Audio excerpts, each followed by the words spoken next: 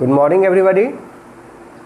आज हम लोग इस इनऑर्गेनिक केमिस्ट्री के क्विक प्रिपरेशन को कंटिन्यू कर रहे हैं।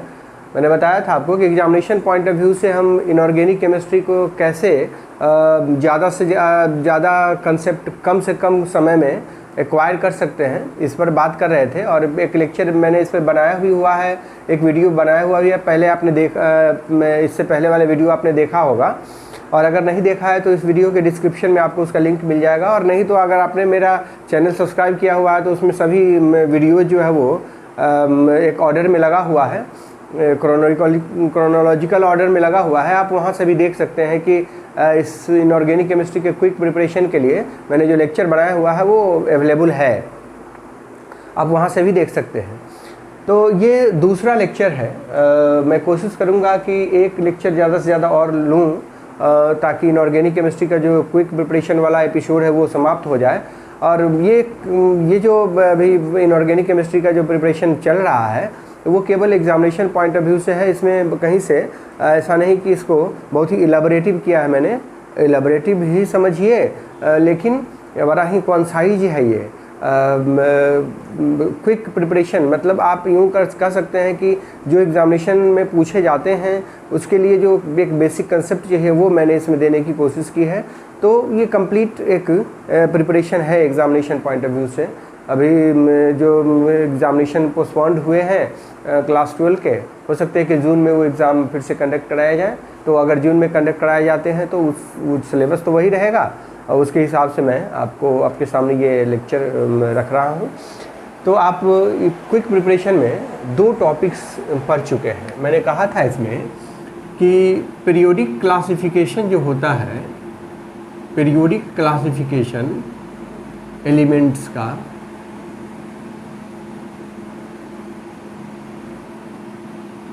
पीरियोडिक क्लासिफिकेशन ऑफ एलिमेंट्स, इस पीरियोडिक क्लासिफिकेशन में कुछ प्रॉपर्टीज़ में पीरियोडिसिटी होती है। पीरियोडिक टेबल सब लोग ने पढ़ा होगा, और पिछले लेक्चर में हमने इस पर बहुत बृहद चर्चा की हुई है कि पीरियोडिक क्लासिफिकेशन में कुछ प्रॉपर्टीज़ में पीरियोडिसिटी होती है। उस पीरियोडिसिटी के बारे में हम बात कर रहे थे। Periodicity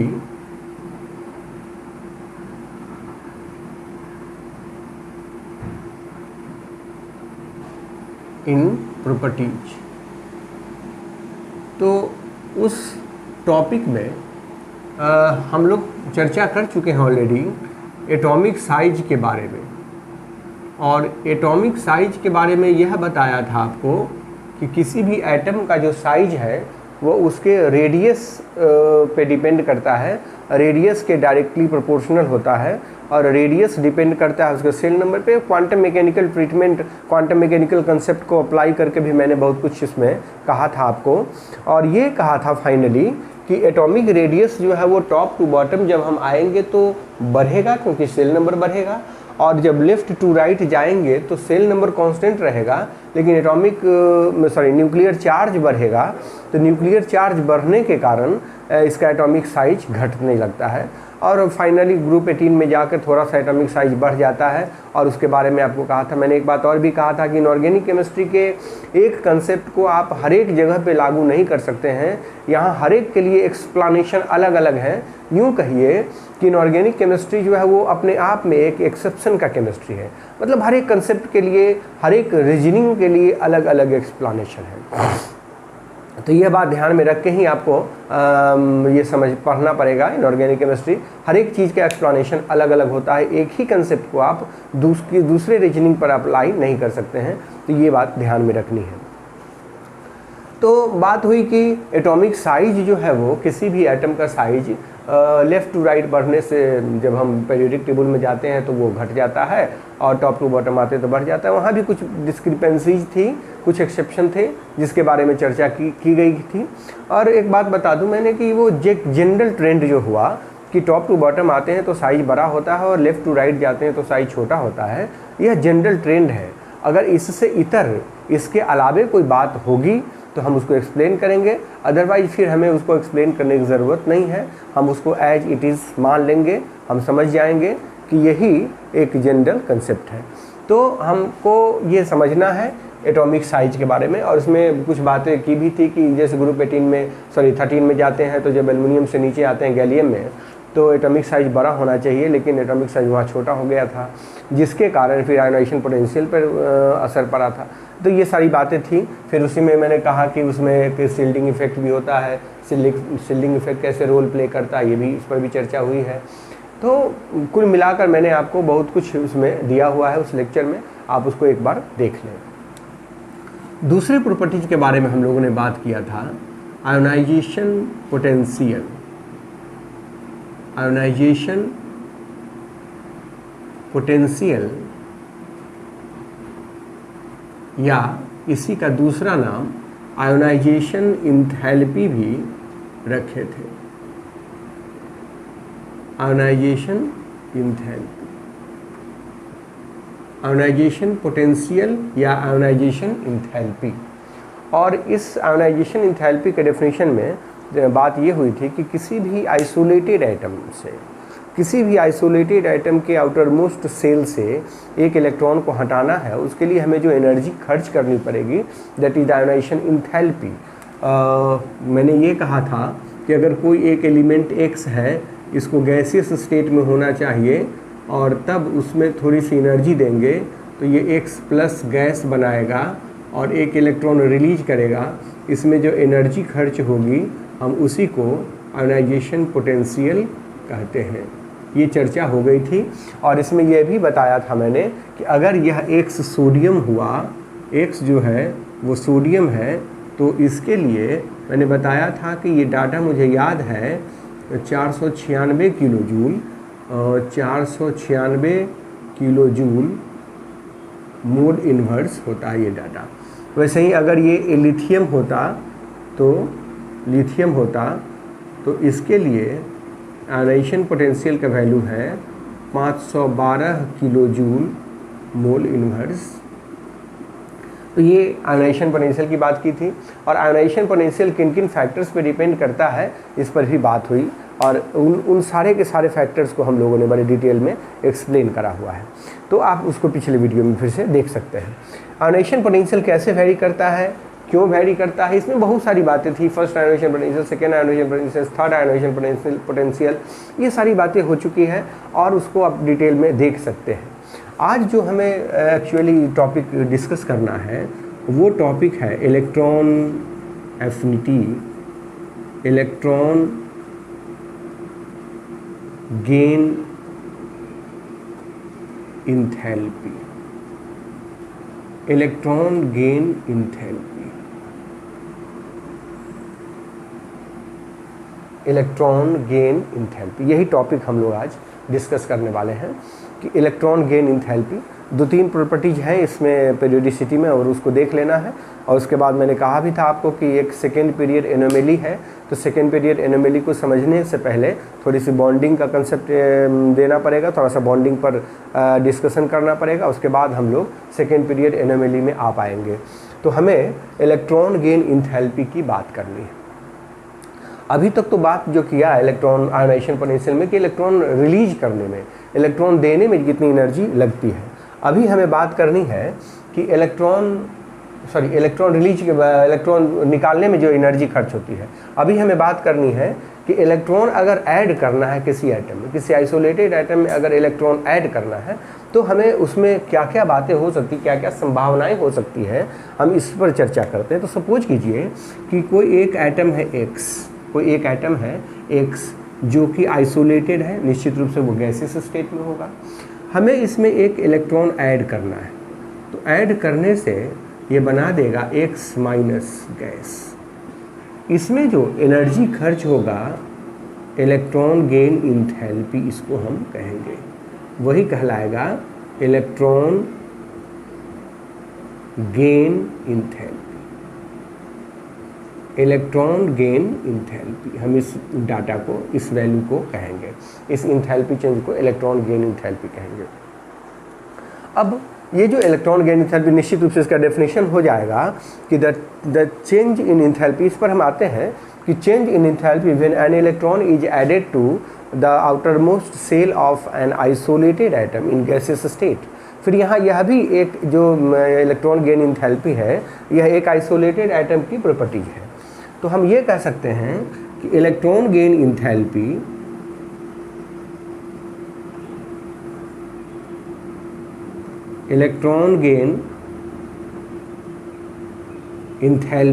is the properties of an isolated atom. Properties of an isolated atom. एक आइसोलेटेड एटम की प्रॉपर्टी है, ये किसी कंबाइंड एटम की प्रॉपर्टी नहीं है, ये अकेले किसी एटम की प्रॉपर्टी है। मैं कुछ आपको डाटा देता हूँ कि अगर हम इलेक्ट्रॉन ऐड करना चाहते हैं, डेफिनेशन बाद में हम लिखेंगे, लेकिन हम एक अंदाज़ा लगा लेते हैं कि असल में इलेक्ट्रॉन गेन में हो क्या रहा है। इलेक्ट्रॉन गेन इंथैल्पी, अगर कोई इलेक्ट्रॉन गेन कर रहा है कोई एटम, तो हो क्या रहा है कि सपोज कीजिए कि हमने क्लोरीन एक एलिमेंट ले लिया। क्लोरीन एक एटम है जिसमें हम एक इलेक्ट्रॉन ऐड करना चाहते हैं। तो आप जानते हैं इसका इलेक्ट्रॉनिक कन्फिग्रेशन है 2 8 7। इसको एक इलेक्ट्रॉन की ज़रूरत है, रिक्वायर्ड्स एन इलेक्ट्रॉन। इसको एक इलेक्ट्रॉन की ज़बरदस्त ज़रूरत है। तो एक इलेक्ट्रॉन ले कर ये Cl- में कन्वर्ट होना चाहेगा, तो इसका कन्फिग्रेशन हो जाएगा 2 8 8। निश्चित रूप से इसकी स्टेबिलिटी जो है वो बढ़ गई, इसकी स्टेबिलिटी बढ़ गई, स्टेबिलिटी इंक्रीजेज। तो जब इसकी स्टेबिलिटी बढ़ गई, तो स्टेबिलिटी बढ़ी तो एनर्जी घटेगी। जब स्टेबिलिटी बढ़ी है तो इसकी एनर्जी घटेगी, एनर्जी डिक्रीजेज। और अगर इसकी एनर्जी घटेगी, वह energy, that decreased amount of energy, decreased amount of energy comes out in the form of heat, in the form of heat। इसका मतलब हुआ, थर्मोडायनामिक्स का कन्वेंशन है कि अगर कहीं हीट बाहर निकल रही है, एक्सोथर्मिक प्रोसेस हो रहा है, तो उसके लिए डेल्टा एच का जो वैल्यू होगा वो निगेटिव होगा।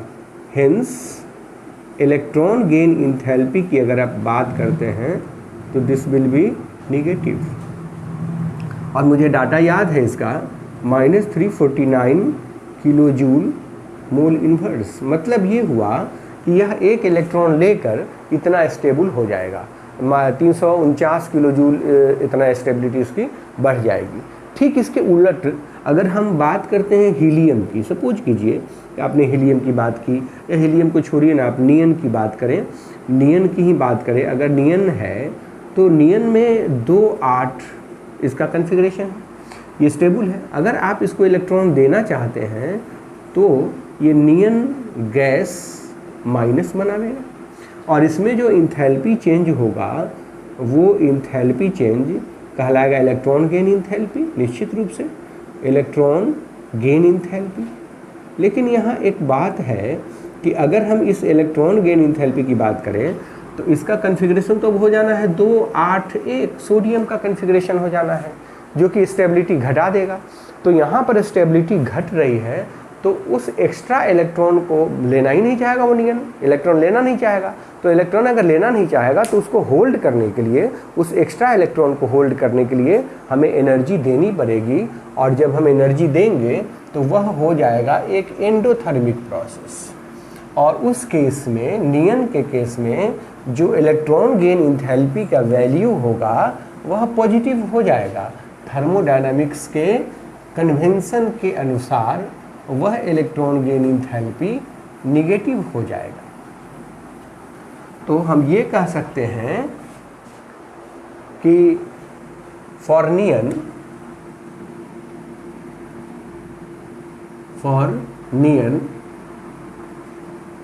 इलेक्ट्रॉन गेन इंथैल्पी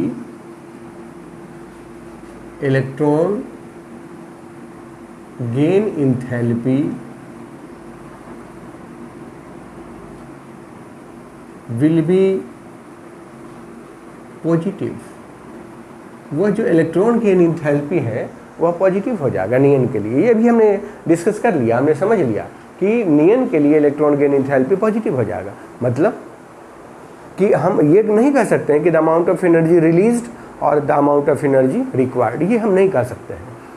ये हो सकता है कि कहीं इलेक्ट्रॉन एनर्जी रिलीज हो, या हो सकता है कि इलेक्ट्रॉन कहीं एनर्जी रिक्वायर्ड हो। तो हम अगर डिफाइन करना चाहते हैं तो कह सकते हैं कि change in enthalpy, change in enthalpy, change in enthalpy when an electron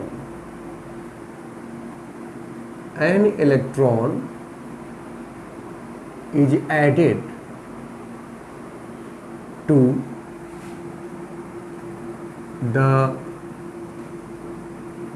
outermost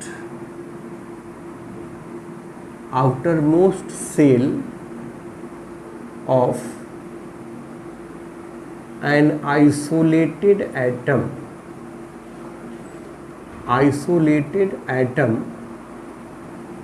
in gaseous state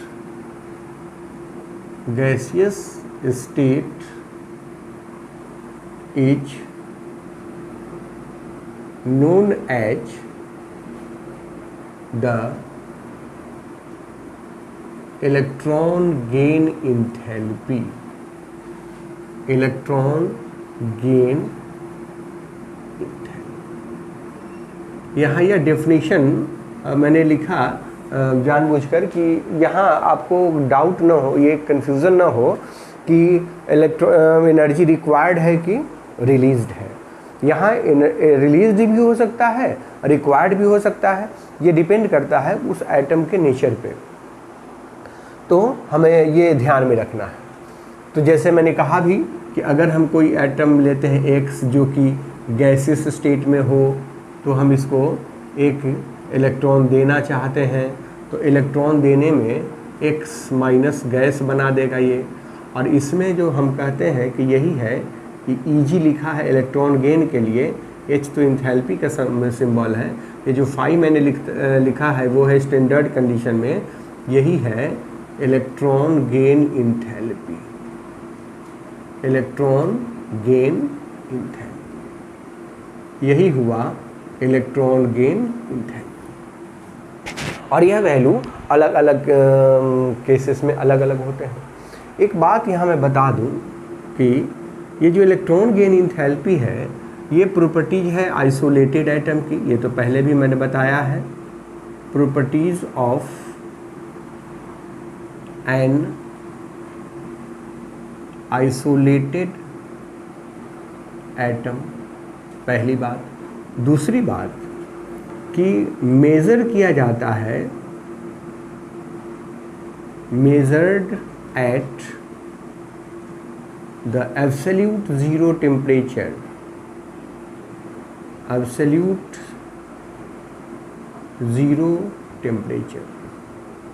absolute zero temperature, निरपेक्ष शून्य टेम्परेचर पे इसको मेजर किया जाता है इलेक्ट्रॉन गेन इंथैल्पी को। तो ये बात भी हमें याद रखनी है। एक बात मैं आपसे शेयर करना चाहता हूँ कि कहीं कहीं एक टर्म होता है इलेक्ट्रॉन एफिनिटी, कहीं कहीं इस्तेमाल किया जाता है इलेक्ट्रॉन एफिनिटी। इलेक्ट्रॉन एफिनिटी में भी एक वही बात है। Electron affinity electron gain enthalpy को ही कहा जाता है, लेकिन थोड़ा सा फ़र्क है यहाँ। इलेक्ट्रॉन एफिनिटी में भी वही बात कहता है कि अगर कोई गैसियस एटम हो, उसमें हम अगर एक इलेक्ट्रॉन ऐड करते हैं तो ये बनाता है X माइनस गैस, और इसके लिए जो इलेक्ट्रॉन एफिनिटी होगा, इलेक्ट्रॉन एफिनिटी कह देता हूँ, इसको AE से रिप्रेजेंट किया जाता है। ये इलेक्ट्रॉन एफिनिटी, यही कहलाता है इलेक्ट्रॉन एफिनिटी। लेकिन दोनों में फ़र्क क्या है? इलेक्ट्रॉन एफिनिटी, दोनों में फ़र्क क्या है ये समझ लीजिए। थर्मोडायनामिक्स का कन्वेंशन है मैं समझा दूं आपको, साइन कन्वेंशन थर्मोडायनामिक्स में एक आता है, sign convention in thermodynamics. Thermodynamics में एक साइन कन्वेंशन आता है कि अगर कोई एक्सोथर्मिक प्रोसेस है, अगर कोई प्रोसेस एक्सोथर्मिक है तो उसके लिए डेल्टा एच का वैल्यू जो है वो नेगेटिव होगा, और अगर कोई प्रोसेस एंडोथर्मिक है, अगर कोई प्रोसेस एंडोथर्मिक है तो उसके लिए डेल्टा एच का वैल्यू पॉजिटिव होता है। ये थर्मोडायनामिक्स का कन्वेंशन है। लेकिन इसके जस्ट उल्टा यहाँ एफिनिटी के केस में बात पलट जाती है। जैसे ही हम इलेक्ट्रॉन एफिनिटी की बात करते हैं, इलेक्ट्रॉन गेन इंथैल्पी तो ठीक है, इलेक्ट्रॉन एफिनिटी की बात करते हैं, but in case of electron affinity,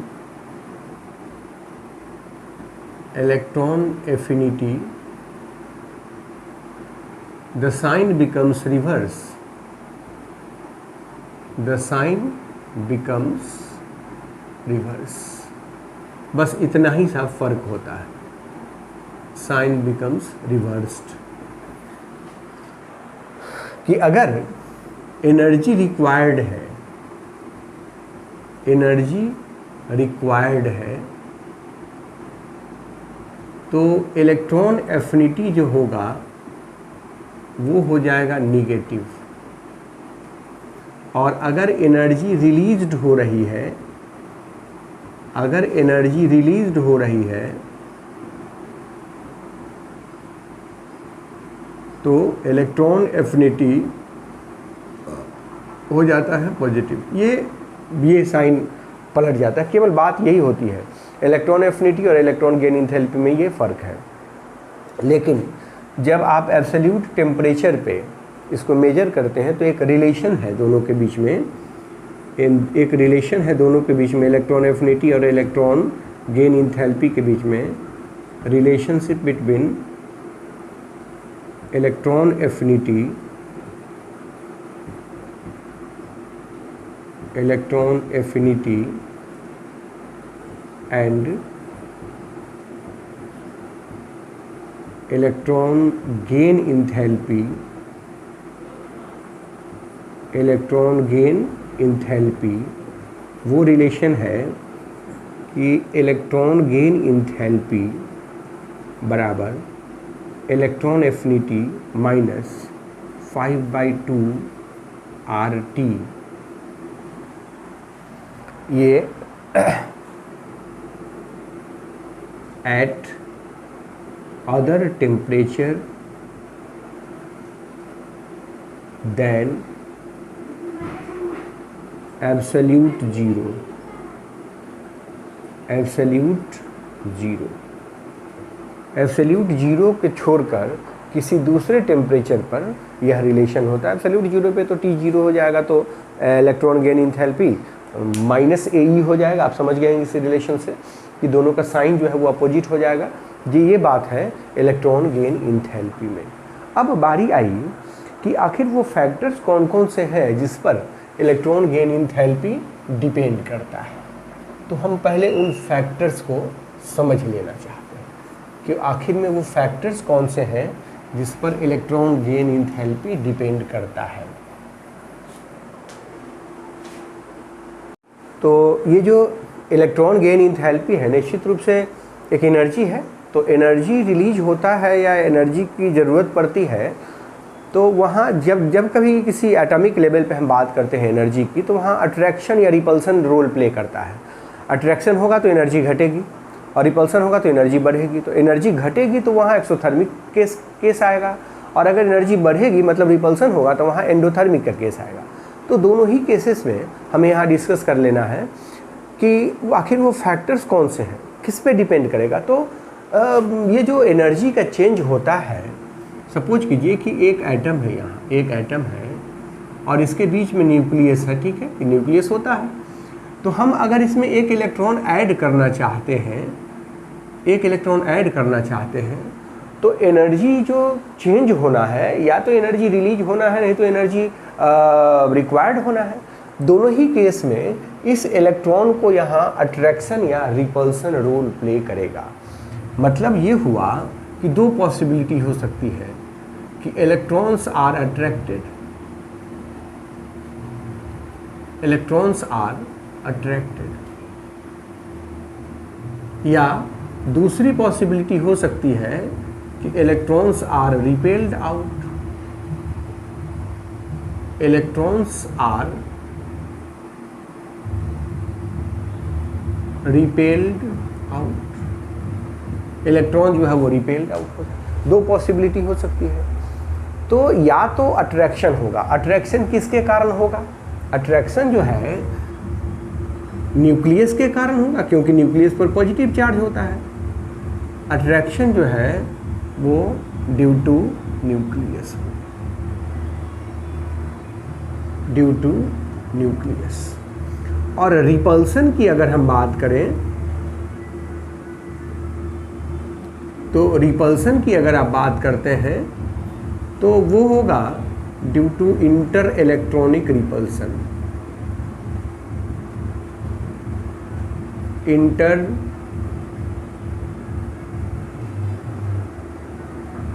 electronic repulsion. Inter electronic repulsion, जो एटम में इलेक्ट्रॉन्स हैं वो बाहर से आने वाले इलेक्ट्रॉन को रिपेल कर सकते हैं। इंटर इलेक्ट्रॉनिक रिपल्सन का मतलब यही हुआ, वो बाहर से आने वाले इलेक्ट्रॉन को रिपेल कर सकते हैं, तो वो इंटर इलेक्ट्रॉनिक रिपल्सन हुआ। तो हमें ये दो बातों पे ज़्यादा ध्यान देना है। तो पहला जो हुआ अट्रैक्शन की बात अगर करते हैं तो उस पर कौन कौन से फैक्टर्स काम करेंगे? पहला तो एटॉमिक साइज, पहला तो एटॉमिक साइज रोल प्ले करेगा। अगर कोई एटम छोटा सा है, सपोज कीजिए अगर कोई एटम छोटा सा है, उसमें न्यूक्लियस है और इसमें हम एक इलेक्ट्रॉन ऐड करना चाहते हैं, तो निश्चित रूप से अट्रैक्शन ज़्यादा होगा, अट्रैक्शन ज़्यादा होगा, more attraction, more attraction will be there due to shorter distance। जो डिस्टेंस है वो शॉर्ट डिस्टेंस होगा, निश्चित रूप से ये डिस्टेंस कम होगा तो अट्रैक्शन ज़्यादा होगा, और अट्रैक्शन अगर ज़्यादा हुआ तो हेंस इलेक्ट्रॉन गेन इंथैल्पी जो होगा ये लार्ज निगेटिव होगा। Electron gain enthalpy large negative value होगा उसका। वहीं अगर कोई बड़ा एटम है, सपोज कीजिए कि एटम एक बड़ा है और इसमें हम एक इलेक्ट्रॉन ऐड करना चाहते हैं, तो निश्चित रूप से जब इलेक्ट्रॉन ऐड करिएगा यहाँ से तो डिस्टेंस ज़्यादा होगा, तो डिस्टेंस ज़्यादा होने से अट्रैक्शन कम होगा। Attraction will be lesser due to longer distance,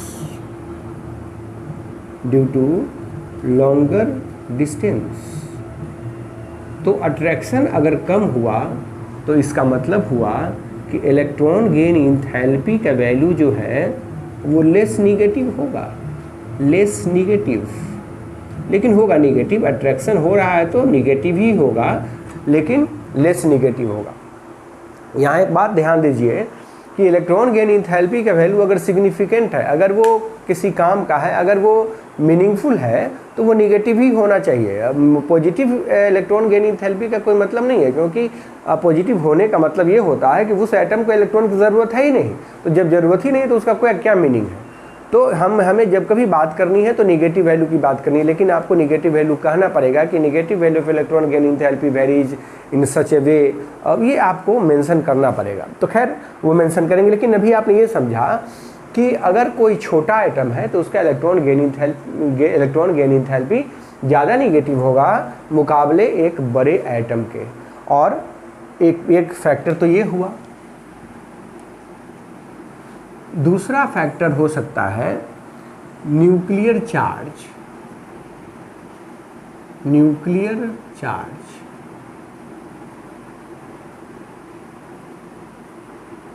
nuclear charge के बारे में बात कर चुके हैं, बहुत बार बात कर चुके होंगे कि न्यूक्लियर चार्ज जो है वो न्यूक्लियस पर प्रेजेंट नंबर ऑफ प्रोटॉन्स हैं जो पॉजिटिव चार्ज है, और वही प्रोटॉन जो है वो इलेक्ट्रॉन को अपनी ओर खींचता है। तो न्यूक्लियर चार्ज जितना ज़्यादा होगा अट्रैक्शन उतना स्ट्रांग होगा, और अट्रैक्शन जितना स्ट्रांग होगा इलेक्ट्रॉन गेन इंथैल्पी का वैल्यू उतना ज़्यादा निगेटिव होगा। तो एक बात ये हो गई कि न्यूक्लियर चार्ज ज़्यादा हुआ, इलेक्ट्रॉन गेन इंथैल्पी का वैल्यू लार्ज निगेटिव हो गया। लेकिन यहाँ एक बात है कि बाकी सारे के सारे फैक्टर्स जो है वो कांस्टेंट होने चाहिए, जैसे साइज कांस्टेंट होना चाहिए, उसमें सेल नंबर कांस्टेंट होना चाहिए। ये सारे के सारे अगर फैक्टर्स कांस्टेंट है तब हम ये कहेंगे कि अगर न्यूक्लियर चार्ज बढ़ता है तो इलेक्ट्रॉन गेन इंथैल्पी का वैल्यू लार्ज निगेटिव होगा। तो हम ये कह सकते हैं कि higher is nuclear charge,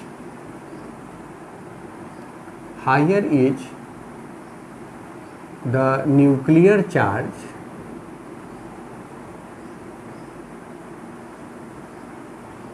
more negative will be the electron gain enthalpy, electron gain enthalpy। Nuclear charge जितना ज़्यादा होगा इलेक्ट्रॉन गेन इंथैल्पी उतना ही ज़्यादा निगेटिव होगा, provided that all the other factors must be constant. Otherwise बाकी अगर factors भी role play करने लगेंगे तो केवल इसका असर हमें पता नहीं चलेगा। तो एक बात हो गई। तीसरा फैक्टर समझ लीजिए, इलेक्ट्रॉनिक अरेंजमेंट। इलेक्ट्रॉनिक अरेंजमेंट,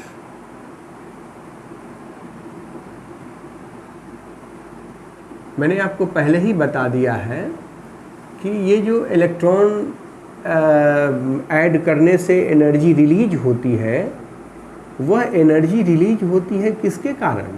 इसके स्टेबिलिटी बढ़ने के कारण।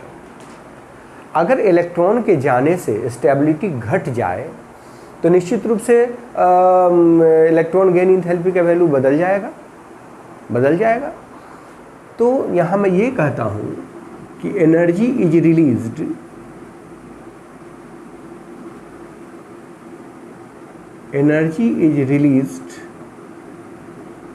If stability of atom increases. Atom की स्टेबिलिटी बढ़ती है तभी जाके एनर्जी रिलीज होगी, अदरवाइज यह एनर्जी रिलीज नहीं होगी। अगर if entrance of electron causes instability of atom, then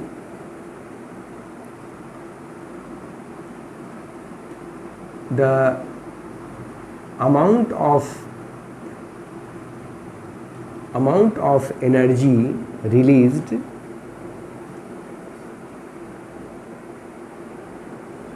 may change। जो अमाउंट रिलीज्ड होने वाली है वो बदल जाएगा, वो निश्चित रूप से बदल जाएगा। मैं इसका आपको एग्जाम्पल डाटा के साथ दिखाता हूँ कि क्लोरीन और फ्लोरीन का हमें जो डाटा याद है, मैं आपको वो डाटा दिखाता हूँ।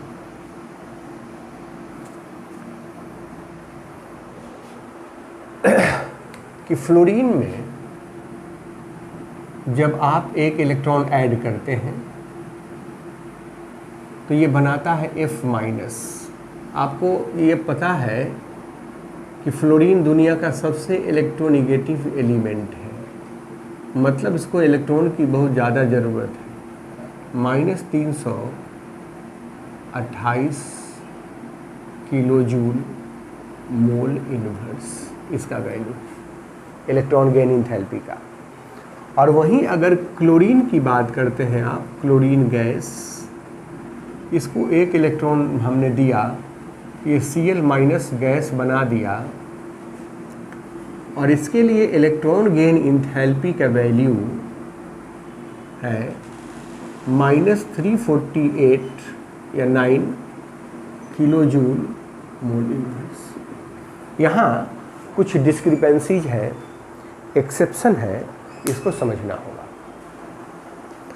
कि क्लोरीन का साइज फ्लोरीन से बड़ा है। मैंने अभी जस्ट बताया भी आपको कि अगर साइज छोटा है तो अट्रैक्शन ज़्यादा होगा, और अट्रैक्शन ज़्यादा होगा तो एनर्जी ज़्यादा रिलीज होगी, ये बात ठीक है। लेकिन यहाँ पर फ्लोरीन का साइज छोटा है, 1 इलेक्ट्रॉन ऐड कर रहे हैं तो अट्रैक्शन ज़्यादा होगा, लेकिन उसके बावजूद भी क्लोरीन में electron gain enthalpy large negative है। ऐसा क्यों? ऐसा क्यों? तो इसको समझने के लिए हमें थोड़ा सा ये समझना होगा कि जैसे हम बात करते हैं एक क्लोरीन, ये फ्लोरीन है, सपोज कीजिए फ्लोरीन जिसमें न्यूक्लियस है और 7 इलेक्ट्रॉन्स हैं, 5, 6, 7 इलेक्ट्रॉन्स। अगर आप इसमें 1 इलेक्ट्रॉन ऐड करते हैं, ये फ्लोरीन है, 1 इलेक्ट्रॉन ऐड करते हैं तो इंटर इलेक्ट्रॉनिक रिपल्सन होगा, क्योंकि साइज छोटा है। Due to a smaller size,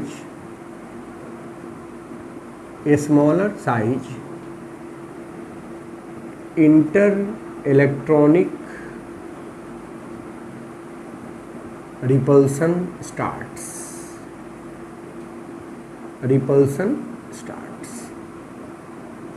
जबकि क्लोरीन की बात करें तो क्लोरीन का साइज थोड़ा बड़ा है, और यहाँ 7 इलेक्ट्रॉन्स हैं, वैलेंस इलेक्ट्रॉन 7, तो दोनों में सेम ग्रुप के मेंबर्स हैं, 7 इलेक्ट्रॉन्स।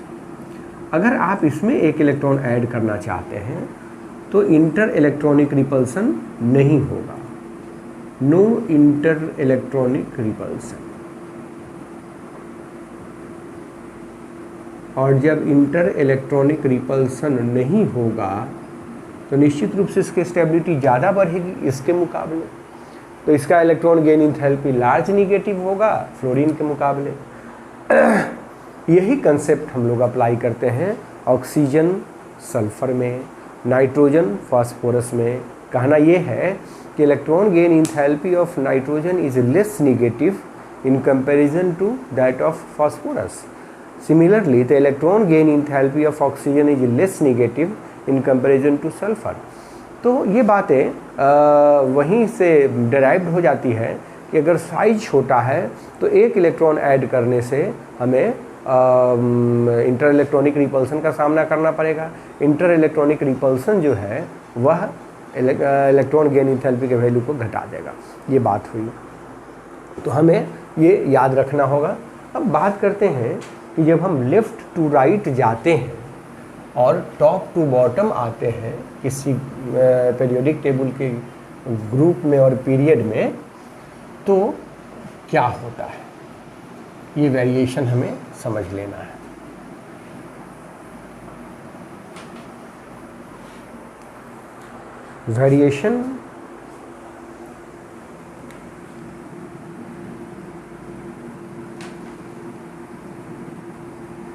Variation in period. अगर हम पीरियड में लेफ्ट टू राइट जाएं तो क्या होगा? जैसे बात करिए ना सेकेंड पीरियड की, हम अगर सेकेंड पीरियड की ही बात करें तो लिथियम है, बेरिलियम है, बोरॉन है, कार्बन है, नाइट्रोजन है, ऑक्सीजन है, फ्लोरीन है एंड नियन है। ये ठीक है, सब में सेल की संख्या बराबर है।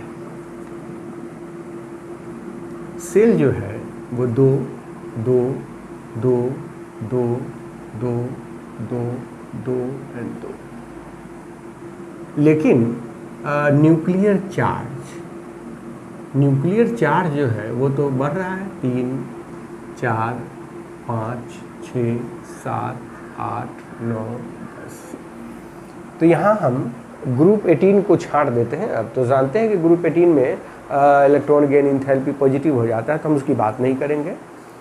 नेगेटिव वैल्यू जो है वो लेफ्ट टू राइट बढ़ने से बढ़ेगा। Negative value of electron gain enthalpy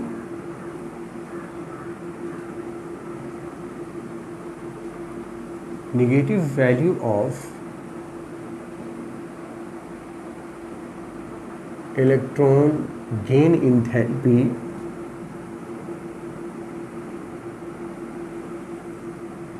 increases from left to right.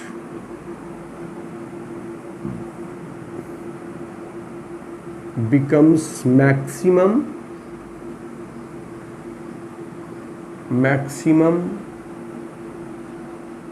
in group 17।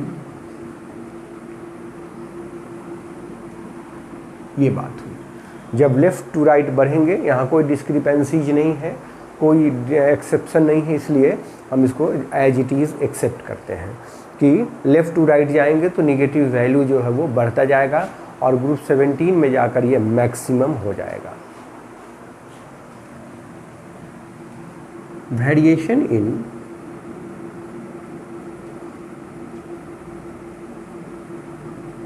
Group, तो ग्रुप में बता भी दिया है आपको कि ग्रुप 17 एलिमेंट्स जो होते हैं, electron gain enthalpy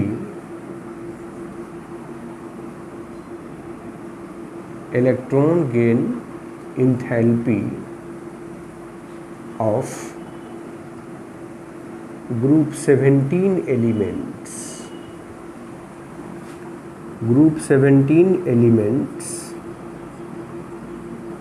is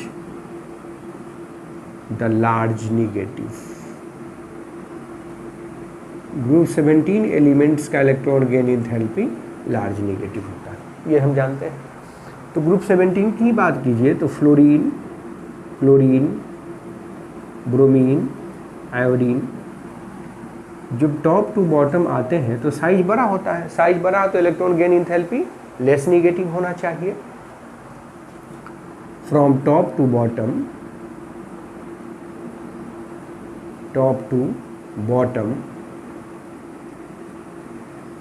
size increases, so electron gain enthalpy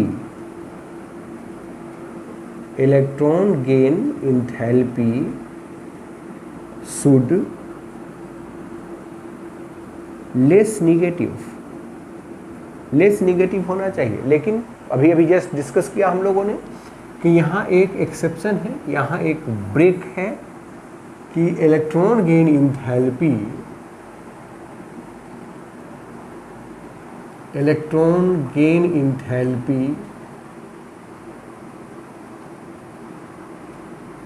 of fluorine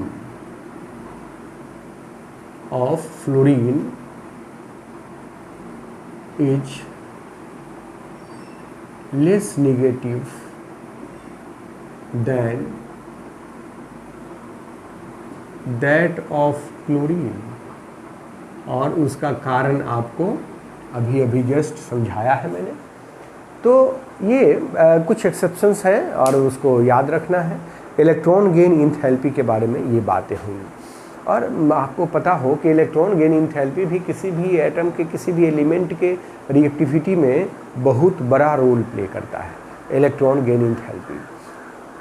तो इलेक्ट्रॉन गेन इंथैल्पी की बात कर लिया हम लोगों ने। इलेक्ट्रॉन गेन इंथैल्पी कैसे वेरी करता है ये भी बता दिया। इलेक्ट्रॉन गेन इंथैल्पी और इलेक्ट्रॉन एफिनिटी दोनों ही एक जैसा कंसेप्ट है, लेकिन उनमें केवल साइन का फ़र्क होता है, ये भी हम लोगों ने समझ लिया है। तो अब इसको इलेक्ट्रॉन एफिनिटी को समझने के बाद हमें इलेक्ट्रोनेगेटिविटी एक टर्म आता है, इलेक्ट्रोनेगेटिविटी इसको भी डिस्कस कर लेना चाहिए। इलेक्ट्रोनेगेटिविटी के बाद थोड़ी सी बात करेंगे ऑक्सीडेशन नंबर की, तब सेकेंड पीरियड एनोमली मुझे लगता है कि एक लेक्चर और या 1 या 2 लेक्चर और लगे तो कंप्लीट हो जाएगा ये बेसिक कंसेप्ट, और इसी के आधार पर हम पूरा का पूरा इनऑर्गेनिक केमिस्ट्री में S block, P block, D block, F block सब की बात हम कर सकेंगे। एक प्रॉपर्टीज है इलेक्ट्रोनेगेटिविटी। इलेक्ट्रोनेगेटिविटी में आप यूँ समझ सकते हैं कि यह एक रिलेटिव प्रॉपर्टी है, ये कोई एब्सोल्यूट प्रॉपर्टीज नहीं है। जैसा कि हम लोगों ने पढ़ा आयोनाइजेशन पोटेंशियल एक एब्सोल्यूट प्रॉपर्टी है, किसी खास एटम की एक एब्सोल्यूट प्रॉपर्टीज है, मतलब किसी अकेले आइसोलेटेड एटम की प्रॉपर्टीज है। वैसे इलेक्ट्रोनेगेटिविटी किसी आइसोलेटेड एटम की प्रॉपर्टीज नहीं है, यह एक रिलेटिव टर्म है, यह किसी बॉन्डेड एटम की प्रॉपर्टीज है। आप यूँ समझ लीजिए कि अगर कोई 2 लोगों में दोस्ती है, कोई बिजनेस है, तो वहाँ एक अगर बेईमान है तो कोई अगर बेईमान है तो वो एक रिलेटिव प्रॉपर्टी हुई, कोई एब्सोल्युटली बेईमान नहीं होता है, कोई किसी से ज़्यादा बेईमान होता है, कोई कम बेईमान होता है। तो ठीक वैसे ही यहाँ पर इलेक्ट्रोनेगेटिविटी की अगर बात करते हैं तो यहाँ भी यह कोई एब्सोल्यूट प्रॉपर्टीज नहीं है, यह भी एक रिलेटिव प्रॉपर्टीज है। कोई ज़्यादा इलेक्ट्रोनेगेटिव हो सकता है, कोई कम इलेक्ट्रोनेगेटिव हो सकता है। जो ज़्यादा इलेक्ट्रोनेगेटिव होगा वो इलेक्ट्रॉन को अपनी ओर ज़्यादा खींचेगा। जैसे सपोज कीजिए कि एक बॉन्ड बना, ए और बी के बीच में एक बॉन्ड बना, तो ये जो बॉन्ड बना इसमें 2 इलेक्ट्रॉन्स हैं, एक बॉन्ड बनाने में 2 इलेक्ट्रॉन्स लगते हैं, जिसको हम कहते हैं bonded pair of electrons. Bonded pair of electrons. इस बॉन्डेड पेयर ऑफ इलेक्ट्रॉन्स को पर दोनों का अधिकार है, ए का भी अधिकार है और बी का भी अधिकार है। अगर बी ज़्यादा इलेक्ट्रोनेगेटिव हुआ, मोर इलेक्ट्रोनेगेटिव हुआ बी, तो होगा क्या कि ये बॉन्डेड पेयर को अपनी ओर ज़्यादा खींचेगा, तो इस पर delta minus partial negative charge, इस पर पार्शियल पॉजिटिव चार्ज हो गया। तो ये है इलेक्ट्रोनेगेटिविटी। इलेक्ट्रोनेगेटिविटी का डेफिनेशन कह सकते हैं कि electronegativity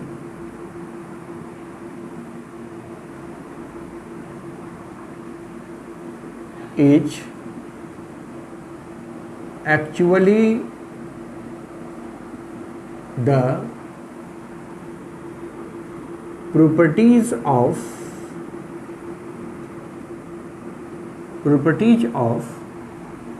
a bonded atom,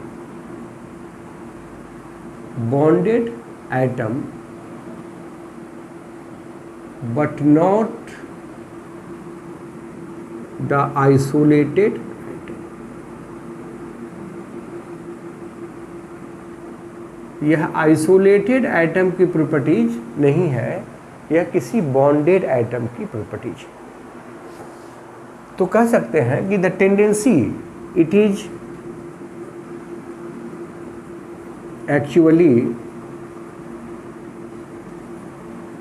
the tendency of a bonded atom of a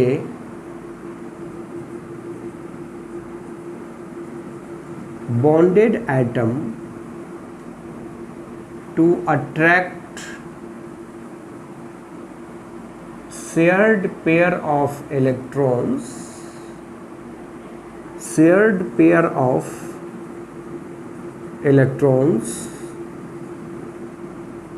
towards itself। यही इसकी टेंडेंसी है, ये इलेक्ट्रोनेगेटिविटी कहलाती है। इलेक्ट्रोनेगेटिविटी किसी बॉन्डेड एटम की प्रॉपर्टीज हुई जो बॉन्डेड पेयर ऑफ इलेक्ट्रॉन को अपनी ओर खींचने की टेंडेंसी को कहते हैं। इसका सिंबल होता है काई। इट इज डिनोटेड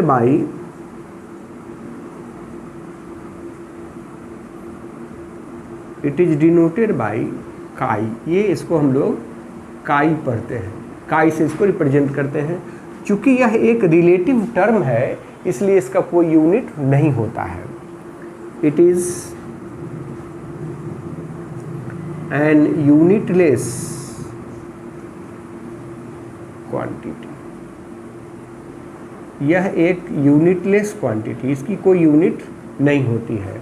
जैसे हम अगर आयोनाइजेशन पोटेंशियल की बात करें, आयोनाइजेशन पोटेंशियल हुआ, चाहे इलेक्ट्रॉन गेन इंथैल्पी हुआ, इन दोनों का जो यूनिट था वो किलो जूल मोल इन्वर्स आपने देखा होगा, मैं बार बार लिखा करता था किलो जूल मोल इन्वर्स। लेकिन इलेक्ट्रोनिगेटिविटी का कोई यूनिट नहीं होता है, यह एक रिलेटिव टर्म है। और इसके दो स्केल बनाए गए, इलेक्ट्रोनिगेटिविटी के दो स्केल बनाए गए हैं, एक मिलिकन स्केल, मिलिकन्स स्केल, और एक पॉलिंग स्केल, पॉलिंग स्केल। दो स्केल बनाए गए इलेक्ट्रोनिगेटिविटी के लिए, और दोनों ही स्केल में फ्लोरीन को मोस्ट इलेक्ट्रोनिगेटिव एलिमेंट कहा गया है। फ्लोरीन